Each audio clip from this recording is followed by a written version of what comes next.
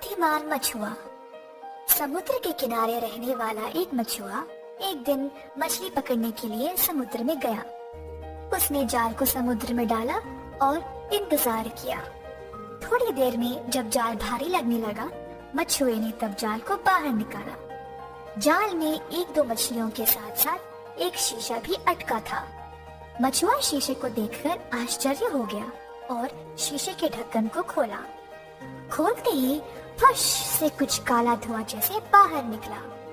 वो काला धुआं एक बड़ा सा बादल बना और उसमें से एक भूत निकल आया। मछुआ भूत को देखकर बहुत डर गया। भूत भयानक आवाज में जोर जोर से हंसने लगा और बोला, कई साल पहले मैं बहुत शक्तिशाली था। लोग मुझसे बहुत डरते थे, लेकिन एक जादूगर ने मुझे इस शीशे के अंदर फंसाकर समुद्र के अंदर फेंक दिया। बहुत सालों तक मैंने बाहर निकलने की कोशिश की, लेकिन मैं असफल रहा। आज तुम्हारी वजह से मैं फिर से बाहर निकल गया। मछुआ दंग रहा और कुछ भी बोल नहीं पाया। भूत फिर से बोलने लगा, परंतु मानव, अब मुझे तुम्हें मारना पड़ेगा। मेरे इस शीशे से आजाद होने के बारे में सिर्फ तुम जानते हो। मछुआ भयभीत हो गया। तब उसको अपने दादाजी की एक कहानी याद आई। फिर उसने बोला, प्रेतात्मा, मैं जानता हूँ कि तुम मेरी जान लेने वाले हो, लेकिन मेरी एक आखिरी ख्वाहिश है। भूत गुस्से से पूछा, क्या है तुम्हारी आखिरी ख्वाहिश? जल्दी बताओ। मछुआ बोला, प्रेतात्मा, तुम इतने बड़े पर्वत जैसे हो। मुझे समझ नहीं आया कि तुम इतने छोटे से शीशे में कैसे घुस गए। ये बात मेरी समझ के बाहर है। क्या तुम मुझे दिखा सकते हो कि ये मुमकिन कैसे है?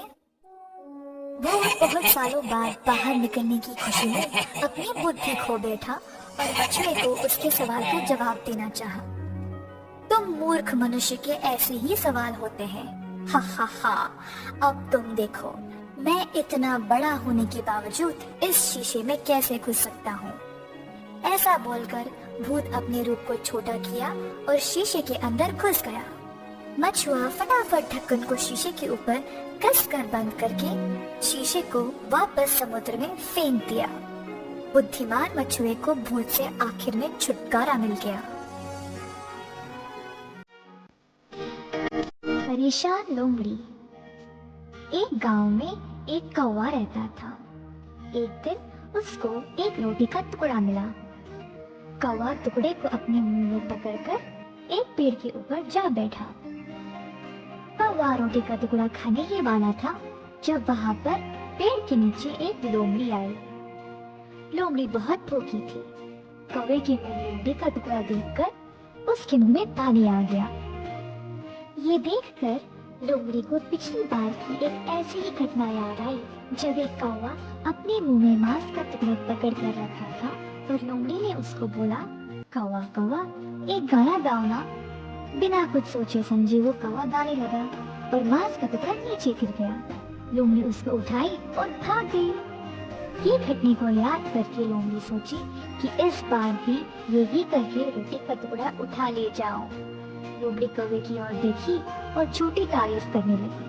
ओ कौवा, तुम कितने अच्छे लगते हो। तुम्हारी आवाज भी बहुत मधुर होगी, ऐसा मैंने सुना है। क्या ये सही है? ऐसा लोमड़ी बहुत मासूम तरीके से पूछी।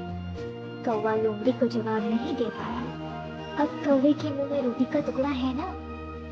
लोमड़ी मन ही मन में खुश होने लगी कि शायद कौवा उसकी चाल में फंसने वाला था। ओ कौवे, मेरे लिए एक छोटा सा गाना गाओ ना, मैं सुनकर अपने मन को खुश कर लूं। ऐसा लोमड़ी ने कौवे से विनती की। लोमड़ी इंतजार कर रही थी कि हाँ, अब तो किसी भी वक्त कौवा रोटी नीचे गिराएगा और मैं उसे उठा ले जाऊं। लेकिन कौवा तो चालाक निकला। उसने रोटी के टुकड़े को अपने पंजे में कस के पकड़ा और बोला, ओ लोमड़ी, तुम्हें मेरा गाना सुनने की बहुत इच्छा है ना, तो सुनो।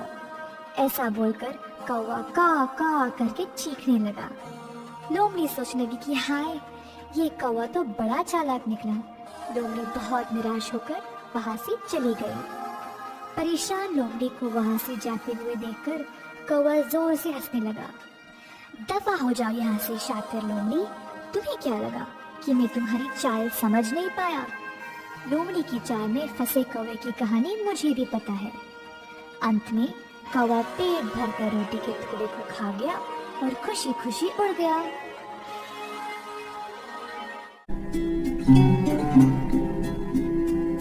दो मित्र। एक राज्य में विजयराज नाम का एक राजा था। वह बहुत कठोर और पत्थर दिल इंसान था। किसी की बात नहीं सुनता था। जो भी उसके विरुद्ध आवाज उठाता था उसको वह कठोर से कठोर सजा देता था। उस राज्य में रवि और शर्मा नाम के दो जिगरी दोस्त रहते थे। दोनों को एक दूसरे पर अंधविश्वास था। राजा के अत्याचार देखकर वे चुपचाप नहीं बैठ पाए। एक दिन रवि महाराज के विरुद्ध बात करने लगा। राजा के सैनिकों ने ये सुना और तुरंत रवि को गिरफ्तार किया और राजा के पास उठा ले गए। राजा के सामने भी रवि उनके विरुद्ध ही बात कर रहा था। राजा को इस बात पे बहुत गुस्सा आया और अपने सैनिकों को आज्ञा दी कि वे रवि को कारागार में बंद कर दे। इस बात का समाचार शर्मा को मिलते ही वह अपने दोस्त से मिलने कारागार आता है। ये क्या हो गया? तुम्हारे लिए मैं कुछ भी करूंगा, बताओ मैं तुम्हारी मदद कैसे करूं? रवि अपने दोस्त को देखकर बहुत खुश हुआ और बोला, मेरी दोस्त, मरने से पहले मैं अपनी माँ और बहन को देखना चाहता हूँ। उनकी खुशहाल जिंदगी के लिए सब प्रबंध करना चाहता हूँ, बस मैं और कुछ नहीं चाहता। तुरंत शर्मा राजा के पास गया और अपने दोस्त की आखिरी ख्वाहिश के बारे में बताया। राजकुमार, मेरे दोस्त रवि को कुछ दिनों के लिए आप जाने दो। जब तक वो वापस नहीं आ जाता मैं उसकी जगह ले लूंगा।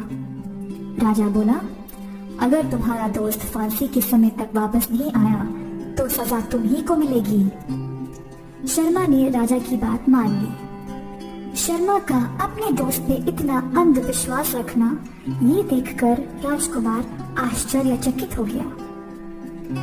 रवि को जाने देने से पहले राजकुमार ने इन दोनों की दोस्ती के बारे में पूछताछ किया और फिर राजी हुए। अगर तुम 1 महीने के अंदर वापस नहीं आए तो तुम्हारी जगह तुम्हारी दोस्त शर्मा को फांसी होगी। ऐसा बोलकर राजा रवि को जाने दिया। 1 महीना खत्म हो गया और रवि अभी तक वापस नहीं आया। उस दिन शाम को राजकुमार कारागार में गया और शर्मा से बोला, जिंदगी में कभी भी किसी पर इतना भरोसा मत करना। अब देखो, इतनी छोटी सी उम्र में तुम्हारी मौत होने वाली है। मुझे इस बात का बहुत दुख हो रहा है। उसी समय रवि किले के अंदर प्रवेश हुआ। रवि अपने दोस्त शर्मा के गले मिला और बोला, मैंने यहाँ जल्दी आने की बहुत कोशिश की लेकिन हो नहीं पाया। खैर, तुम्हारी कृपा से मैं अपनी माँ और बहन से मिल पाया और उनके खुशहाल जीवन के लिए बंदोबस्त कर पाया। मैं तुम्हारे आभारी हूँ दोस्त। राजा दोनों को देखकर बोला, आज तक मैंने ऐसी दोस्ती नहीं देखी जिसमें कोई अपनी जान को दांव पर लगा सका।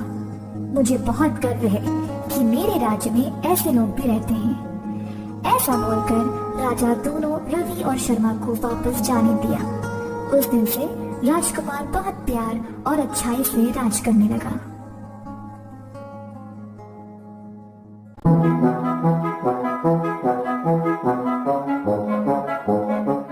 ईमानदारी।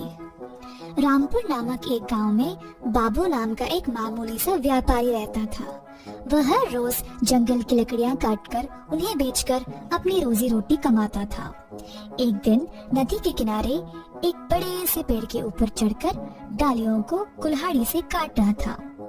अचानक से बाबू के हाथ से कुल्हाड़ी फिसलकर नदी के अंदर गिर गई। बाबू बेकरार हो गया और कुल्हाड़ी को खोजने के लिए नदी में कूद गया। बहुत ढूंढने के बावजूद बाबू को उसकी कुल्हाड़ी नहीं मिली। बाबू बहुत निराश हुआ और पेड़ के नीचे बैठकर भगवान से प्रार्थना करने लगा कि उसकी कुल्हाड़ी उसको वापस मिल जाए। उसकी प्रार्थना सुनकर गंगा देवी बाबू के सामने पेश आई। देवी बाबू से पूछी, क्या हुआ बाबू, तुम क्यों परेशान हो? बाबू ने जवाब दिया, देवी, मेरी रोजी रोटी कमाने का माध्यम सिर्फ मेरी कुल्हाड़ी थी, परंतु वो पानी में गिर गई। मैंने बहुत खोजा लेकिन मुझे नहीं मिली। देवी बाबू की बातें सुनकर नदी के अंदर गई और सोने की कुल्हाड़ी ले आई। देवी बाबू को वही सोने की कुल्हाड़ी दिखाकर पूछी, क्या तुम्हारी कुल्हाड़ी यही है? बाबू बोला, देवी क्षमा कीजिए, पर ये मेरी कुल्हाड़ी नहीं है। देवी दोबारा नदी के अंदर गई और इस बार चांदी की कुल्हाड़ी ले आई। फिर से बाबू बोला कि नहीं, ये उसकी कुल्हाड़ी नहीं है। फिर से देवी नदी के अंदर गई और इस बार बाबू की कुल्हाड़ी ही ले आई। बाबू बहुत खुश हुआ और बोला, ओ देवी, यही है मेरी कुल्हाड़ी। बाबू की ईमानदारी देखकर गंगा देवी तीनों कुल्हाड़ियां बाबू के हाथ में सौंपकर गायब हो जाती है। इस कहानी से हमें ये पता चलता है कि बाबू अपनी ईमानदारी से ही धनवान बना।